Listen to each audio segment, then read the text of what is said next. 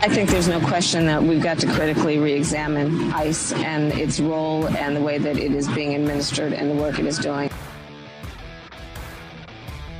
Ah, yes. Camellia. So she has flip-flopped, or as they say in the media, evolved on border security and doing away with all the detention centers, which she wanted to do, and defunding ICE. Now she's not for defunding ICE. She's not for doing away with detention centers. She says she's for securing the border. She's a liar. She was against fracking and ending all fracking. Now she is in favor of fracking because, and she stole President Trump's idea of no federal income taxes on tipped income that people bring in from tips, whether it be at casinos or wherever it may be.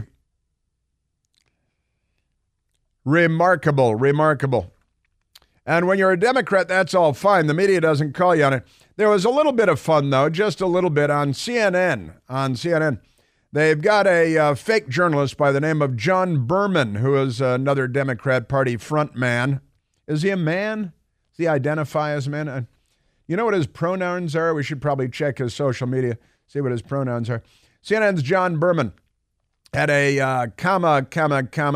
spokesperson on, Adrian Elrod. Do we know the gender identity of Adrian Elrod?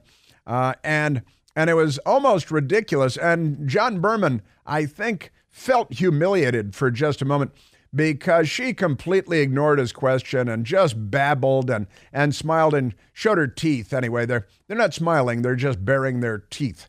And Adrian Elrod talking to John Berman yesterday, and John Berman noticed that she wasn't answering the question at all. Well, she's traveling and talking to voters and getting her message out there to the American people, something that she's been doing from the very start of this campaign, and something that she certainly did when she was President Biden's running mate as vice president. But look, you just mentioned the speech she's going to be giving in that's right. I was asking about today, and I don't think she's got any campaign events on the schedule today. So you just lied to me.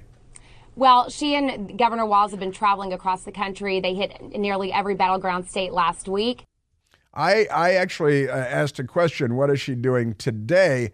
And you just started babbling like a teenage bimbo idiot, and you didn't respond at all to the question what she's doing today. Now you say that on some other days she was out there not responding. She did do that about 70 seconds on a tarmac with airplane sound behind her, giggling and cackling. And they got to turn cackling into a good thing. And John Berman, I'll give him, just a half a thimble full of credit because the obvious was too glaring that she completely ignored his question, just rolled right over him.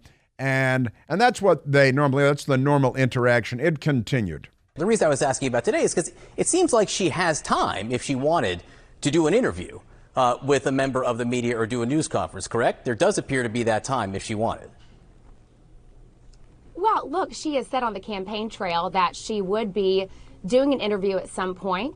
At some point, she would do it. She did say that by the end of this month, she said it about a week ago, by the end of this month, she will make an announcement or make a decision about doing an interview, which she might schedule for March of next year. But they don't really care about that. It's quite remarkable stuff. Adrian Elrod. She's actually having those direct conversations. But not today. All I'm saying is not today. She could do an interview today, I would think, because she's not out there today.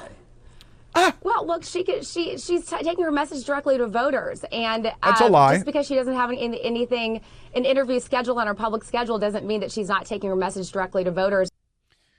Yeah, it doesn't mean she's not taking her message directly to voters. All right, but here's what we're talking about now. I mean, you can just start talking about surfing and riding bicycles and parachuting or whatever you want to talk about. But what we're talking about here is, why isn't she doing a damn interview? She's running for president. She is the vice president. The actual, I guess, president, sort of, kind of, Joe Biden, is nowhere to be found either. He's been sequestered. He's in an iron lung somewhere in that warehouse where they put the lost ark. Just amazing stuff. Now, Manderson Pooper, he decided to latch onto this too on his TV show on CNN. And Manderson Pooper says, well, not doing interviews is kind of just what Trump is doing. Now, didn't he just do a 2-hour interview with Elon Musk? It was with Elon Musk, but he did 2 hours. A wide-ranging, no topics off. And how many interviews? Trump does interviews and talks to the press. He did a press conference about a week ago where he exhausted the entire press corps, all their questions, and, he was just shot at a rally a few weeks ago. I think it's a month ago. It's coming up on a month ago. And amazing stuff. I'm going to have to check my date on that. There's Manderson Pooper on CNN. She is kind of borrowing things from the playbook of Donald Trump from years past. I mean, the whole, not talking to reporters. What? It is a strategic decision, obviously. What? And in the world where Donald Trump has already done pretty much anything kind of outrageous or anything that would have crossed a boundary before. What?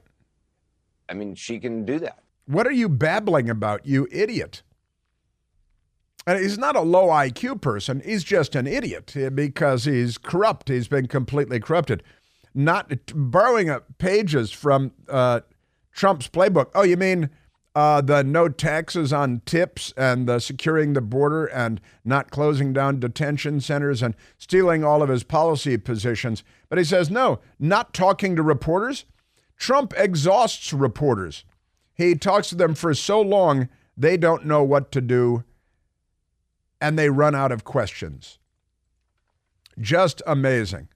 Now let's go. Let's jump ahead to these other idiots. Jim Abilio, his real first name is Abilio.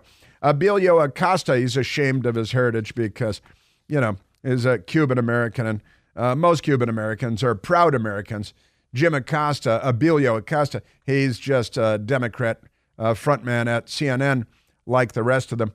A tragic series of developments there. Jim Acosta had another Kamala spokesmodel on by the name of Michael Tyler, who, again, he's laughing his way through and just chuckling because they know they go in there and they just bare their teeth and don't have to answer any questions, just say words that mean nothing, and the news media will give you a tongue bath.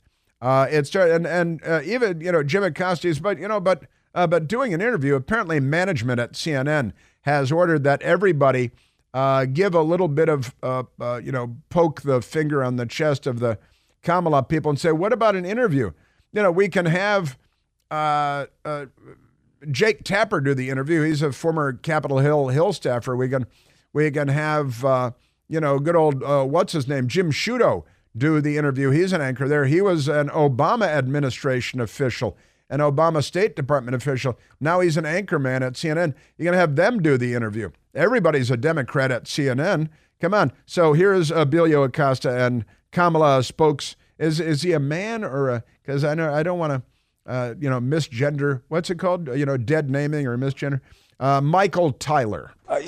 Michael, I'm sure this is not going to be the first time you've heard this question, but the Trump campaign is also going after the vice president for not doing enough interviews, for not holding a press conference. Why? Would it kill you guys to have a press conference? Why hasn't she had a press conference? Listen, the vice president and funny? Governor Walz have been busy crisscrossing this country. I'm sorry, the Trump campaign. Why do you hang it on the Trump campaign, Jim Acosta? Why do you politically polarize the idea of holding a press conference? You're the press. You should be pressuring her to have a press conference and to do interviews. You don't have to hang it on the Trump campaign and on Republicans pressuring to the Democrats to have a press conference, for the love of. Here's Abilio. But Michael, a campaign rally is not a press conference. Do you mind if I cut in? I mean, a campaign rally is not a press conference. Why hasn't she had a press conference? She's the vice president. She can handle the questions. Why not do it? We absolutely are going to do it. You hear her take questions as she's out on the stump, and she don't. said last week, we're going to be having a sit-down interview here before the end of the month. And that's not even what she said. She said that, be some kind of a decision or an announcement by the end of the month. and that was when there were 3 weeks remaining in the month. And she's been I don't know what she is. Is she the president? I guess she's the vice president. Is she, because Joe Biden is not running the country or the free world. He's in a coma. And she's running for president, and she doesn't, and she knows, and this cackling guy here, Michael Tyler, he giggles. Oh, well, we don't, they know they don't have to. This is the first time when Acosta said, I know you've heard this question before. No, he hasn't. They haven't gotten any pressure from anybody about any of this. And Abilio, this is clearly a situation at CNN where senior management has told the anchors and the show producers, when you have Kamala people on, ask them about doing an interview or having a press conference, because we look like a bunch of fluffers, a bunch of frauds. Michael, but one interview by the end of the month. This month and throughout the rest of this campaign. I don't want to, belabor this, but one interview before the end of the month. Why not? I mean, that's not a lot. I mean, can you commit to a press conference before the end of the month?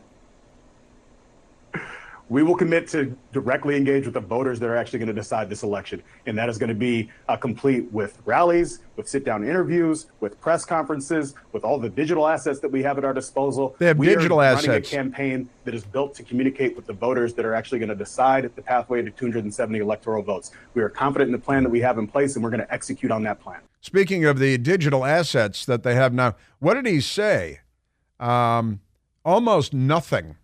Because he's a political weasel, a snake in the grass, a fraud, a charlatan, a political apparatchik for the Democrat Party. Man, oh man, oh man, I'm telling you. Now, he just talked about the digital assets they have at their disposal. The New York Times broke a story. The New York Times, unbelievably, broke a story that Kamala Harris's campaign has been manipulating headlines with the help of Google, changing headlines to make the headlines more favorable. This is Soviet-style, Chinese communist style, North Korean Kim Jong-un style media manipulation of public opinion. And the New York stinking Times, amazingly, came up with this story. It's sort of amazing. So here's the story. Harris campaign manipulated headlines of the news stories, injecting pro-Kamala spin in Google ads.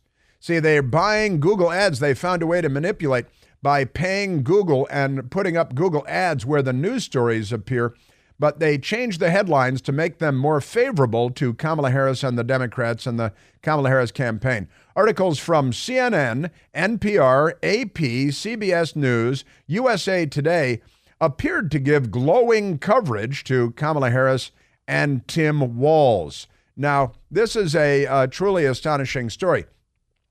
Fox News senior White House correspondent Peter Doocy reporting on these policy positions, and it turns out that the Harris campaign bought Google ads featuring manipulated news stories, featuring a pro-Kamala spin in the headline and in the description of the story. This is truly amazing, and it ought to be criminal, and the news media ought to be up in arms about this, but they're not, because they're filthy corrupt. They're so corrupt that they don't know anything but their own corruption. Well, here's some of this stuff. And a CNN anchor appeared on TV with Steven Colbert, and a funny thing happened that none of them expected. That's coming up. It's not a funny show. So any laugh you get is by accident, and they got a laugh from the audience by accident, but it's pretty funny and very, very telling, I've got to say. You know that your feet support you throughout your days and your nights and your summer adventures, and you may be tired of shoes that promise comfort but fail to deliver. Introducing G-Defy shoes. G-Defy shoes, G-D-E-F-Y, G-Defy shoes with VersaShock technology. Unlike ordinary brands, G-Defy shoes offer superior shock absorption and trampoline-like energy return, helping to provide relief from foot pain and ankle and knee pain, even problems with your back. I love mine. I've got a pair. My best girl got a pair hiking around the city. Whether you're an athlete, a busy parent, just always on the go, G-Defy shoes offer the comfort and versatility that your feet crave.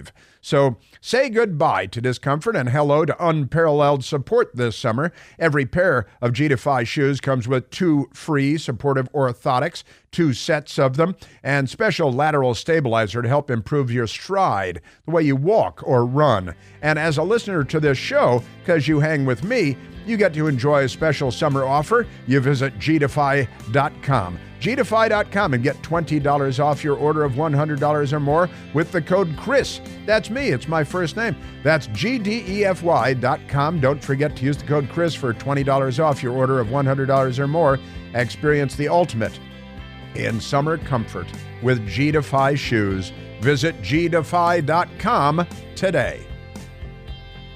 Yeah, manipulating headlines, changing the headlines. And the news media doesn't care. They're fine because they're part of the propaganda apparatus of the Democrat Party. And so are the crooks at Google.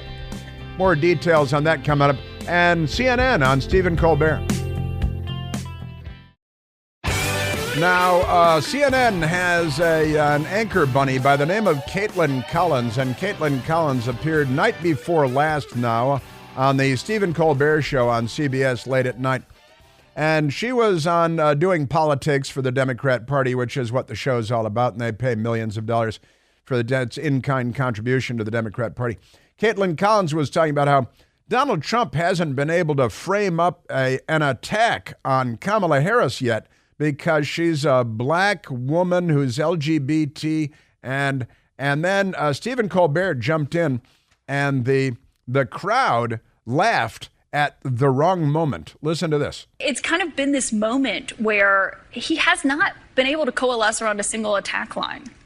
I know you guys are objective over there, that you just report the news as it is. Oh, I know. CNN makes a... I know. Is that supposed to be a laugh line? I wasn't supposed to be, but I guess it is. That actually happened on the stand. The crowd spontaneously burst into laughter.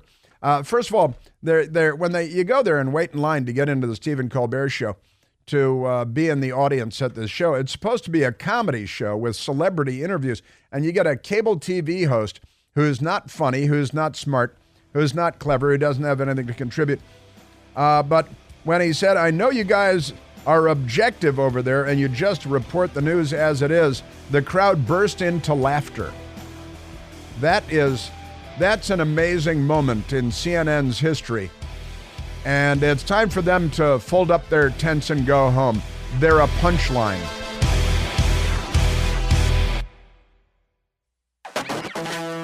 Joe Biden is allegedly still president of the United States, according to this Twitter account anyway.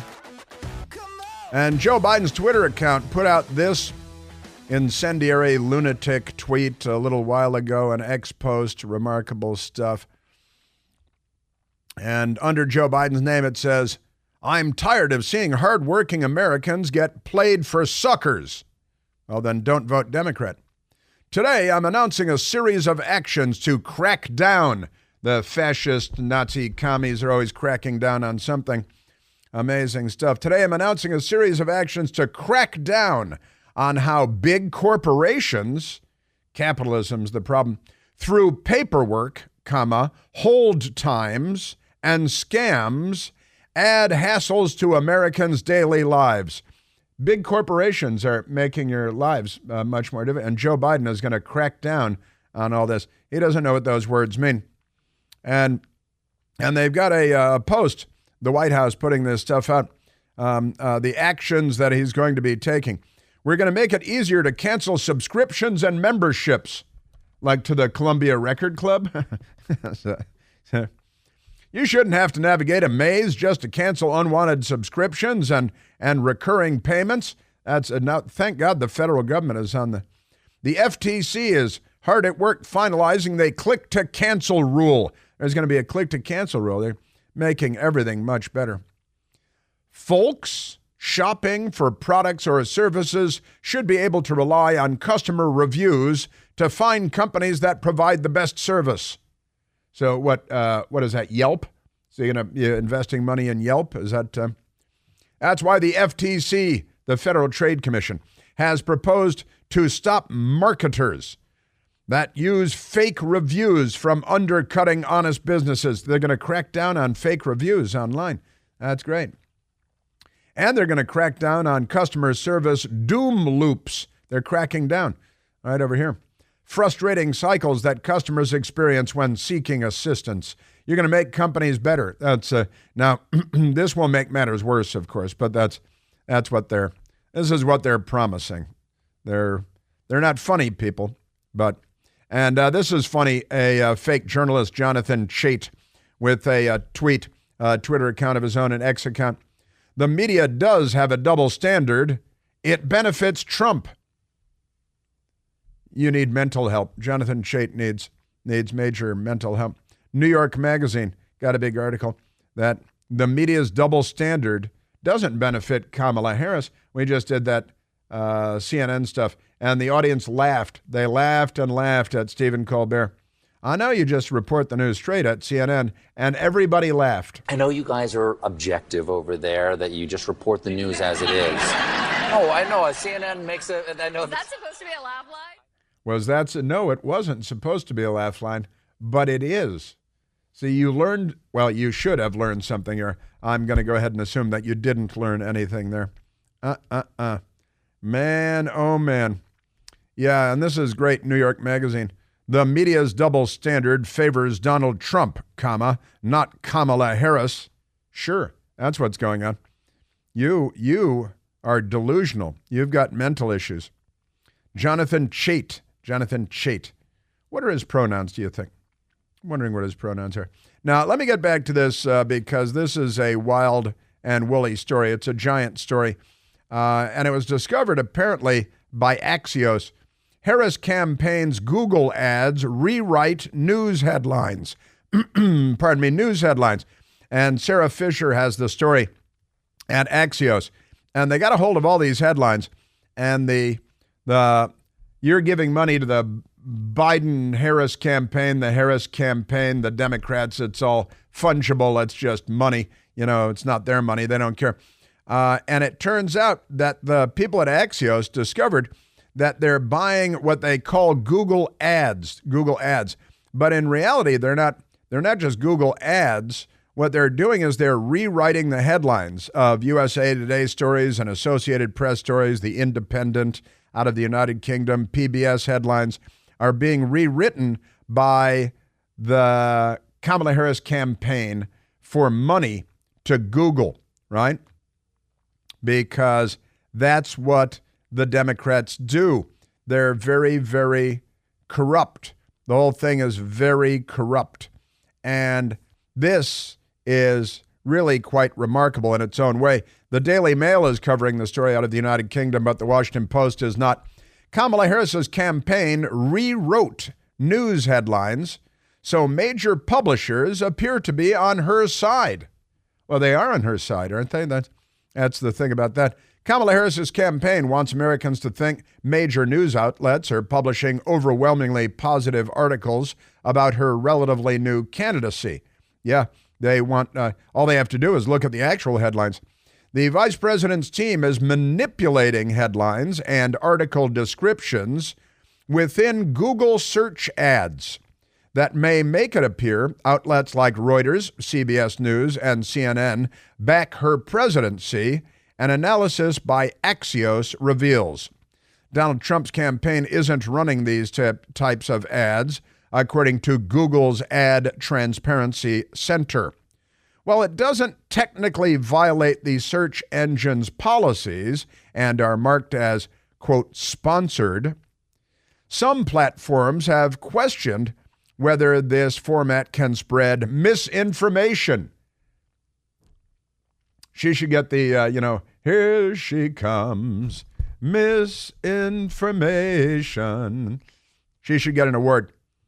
The move is an apparent effort to stoke even more positive headlines and continue the honeymoon phase Republicans claim Harris is seeing after taking over President Joe Biden's bid. Now, amazing. They note at the Daily Mail out of the United Kingdom, meanwhile, since entering the race 24 days ago, Harris has still not participated in an interview or held a press conference. But that's not a problem, is it? That's just fine. Now, Axios has a bunch of headlines that they published. The Harris campaign, they say, has been editing news headlines and descriptions within Google's search ads that make it appear as if The Guardian, Reuters, CBS News, and other major publishers are on her side. Axios has found it is common practice in the commercial advertising world that doesn't violate Google's policies. Well, sure. And the news agencies are fine with it, too, because they just rewrite it. The CNN headline, "Who is Kamala Harris? Vice President Kamala Harris. Harris is the daughter of civil rights activists and has always fought for all Americans." That's supposed to be the headline from CNN, but it was written, thanks to Google, when you search for it, by the Kamala Harris campaign, and that's just fine. The Associated Press, they had their headline changed because the Kamala Harris campaign bought the ability through Google to change the headlines. VP Harris's economic vision, lower costs and higher wages. That's the headline from the Associated Press, but it's not really their headline. It's the one written by the Kamala Harris campaign, knowing that 99% of Democrat readers will just read the headlines and no more, and that's it. Now, the subheadline says, "A future where every person has the opportunity not just to get by, but to get ahead. We won't go back to the failed trickle-down policies that hurt working families." You mean corporations hire people and pay them? That's trickle-down. That's the amazing thing. So, amazing. And USA Today had their headline changed as well. "Tim Walz's military service, 24 years in the National Guard." Leaving a few things out here. Governor Tim Walz honorably served 24 years as a member of the Army National Guard. That part's true. During his service, Walz responded to natural disasters, and it goes on and, supported Operation Enduring Freedom, which he did from a restaurant in Italy. It's an amazing thing. But the Democrats, they can buy, thanks to their Google friends, they can buy whatever they want and make it look like whatever they want it to look like, because Google, allies, media, allies, propaganda machine like the world has never seen. And, they were in on the Silicon Valley stuff very early on, the left was, and they were in bed with all the right people in the Silicon Valley. They've been manipulating search results and so on for years and years and years. But this is a new low, and it ought to be a giant news story, and they ought to be shamed into stopping by the New York Times and the rest, but they won't be. They won't be. That's a fact, Jack. Another gigantic story today, and the New York Times got around to reporting this about 3 years late. I was reporting this 3 years ago, 3.5 years ago, even longer ago, during the campaign, I believe. And during his time as vice president, Joe Biden's time as vice president. But the New York Times got around to reporting it today because they're filth. The headline is, "Hunter Biden sought State Department help for Ukrainian company." You mean he violated the FARA Act, the Foreign Agents Registry Act, representing foreign governments while his father was vice president, in exchange for, he was getting $1 million a year. And he really didn't have to do much. When I say he didn't have to do much, what I mean is he really didn't have to do anything at all. But the New York Times' Kenneth P. Vogel finally got around to reporting a story that we've all known about for years. Hunter Biden sought assistance from the U.S. government for a potentially lucrative energy project in Italy while his father was vice president, according to newly released records and interviews. interviews. So the records were newly released.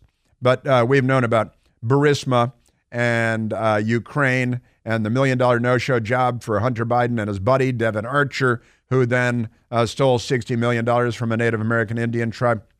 The records, which the Biden administration had withheld for years, indicate, that is to say, make clear, that Hunter Biden wrote at least one letter to the U.S. ambassador in Italy in 2016 seeking assistance for the Ukrainian gas company Burisma, where he was a board member. $1 million a year, no-show job. New York Times is going to leave all that out. Embassy officials appear to have been uneasy with the request from the son of the sitting vice president on behalf of a foreign company. And honestly, was he registered under the FARA Act? Because if not, then he's committing felonies here. And when you violate the FARA Act and you are a Trump administration official, then you're brought into court and you're convicted of crimes and you're sent to prison. The Foreign Agents Registration Act. And President Trump's people have been charged with this, even when they're not guilty. And here is Hunter Biden, who is representing he never worked in the oil or gas business at all. And he got a $1 million a year job from Burisma, a Ukrainian gas company. After Joe Biden went in there, actually, he was already being paid. When Joe Biden went in there and demanded that they fire the national prosecutor that was investigating corruption at Burisma, while Burisma was paying his son $1 million a year. And all this is fine. And it's been fine for years with the New York Times and with Kenneth P. Vogel at the New York Times. I want to be careful about promising too much, wrote a Commerce Department official based on in the U.S. Embassy in Rome, who was tasked with responding. This is a Ukrainian company, and purely to protect ourselves, USG, the U.S. government, should not be actively advocating for the government of Italy without the company going through the DOC Advocacy Center, the official wrote. Just amazing, the Department of Commerce, right? Now, amazing stuff, just amazing. So the government was involved. Hunter Biden was going through the embassy in Italy because Burisma, the Ukrainian gas company, wanted a contract in Italy. And so Hunter Biden, using his father's last name, to strong-arm the U.S. Embassy to get Burisma what it wanted. I'm glad to see at long last he did something for Burisma for the millions of dollars paid into the Biden family coffers. But this has been crooked all along, and the New York Times and Kenneth P. Vogel have been completely ignoring this all along. And now the documents came out, and they can't deny it anymore. I bet it's not on the front page. It's probably on page 22 or something. Aren't they amazing? Yes, they are.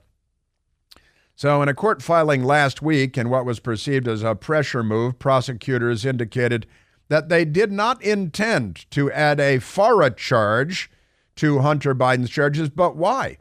He clearly and obviously violated the Foreign Agents Registration Act. FARA requires people to disclose when they lobby the U.S. government on behalf of foreign interests. And there's another felony that Hunter committed. And the New York Times happily reports that in court last week, prosecutors indicated they did not intend to add a FARA charge for Hunter Biden. It beats a path directly to Joe Biden and the Oval Office and to the vice president's office when he was VP. And if we had a news media, this would be a big story. Kind of like the Trump campaign headquarters being burglarized in Virginia a few nights ago. That might be a big story too. You know, hell, they only covered Donald Trump being shot for about 24 hours. Congressman Steve Scalise, when a Bernie Sanders campaign volunteer shot him and tried to murder the whole baseball team of Republican members of Congress, was only a one-day story. Our news media, the most corrupt institution in America, and the Biden family, pretty close second. Now, Ilhan Omar, who is an anti-American, anti-Semitic, anti-capitalist, radical extremist Democrat, member of the House of Representatives in good standing, the Democrat Party. And she won, as I predicted yesterday, she won her primary election in Minnesota because the Democrats are pro-jihad and they're lunatics. The lunatic who, were it not for the United States, there would be black scorpions crawling over her sun-bleached bones in the wind-blown desert. She attacked her opponents, saying that they're Nazis. This campaign has been one of the ugliest, most disgusting campaign against me that I've ever witnessed. Campaigns. We had an opponent. Yeah. That was willing to align with literal Nazis. Literal Nazis. In order to defeat us.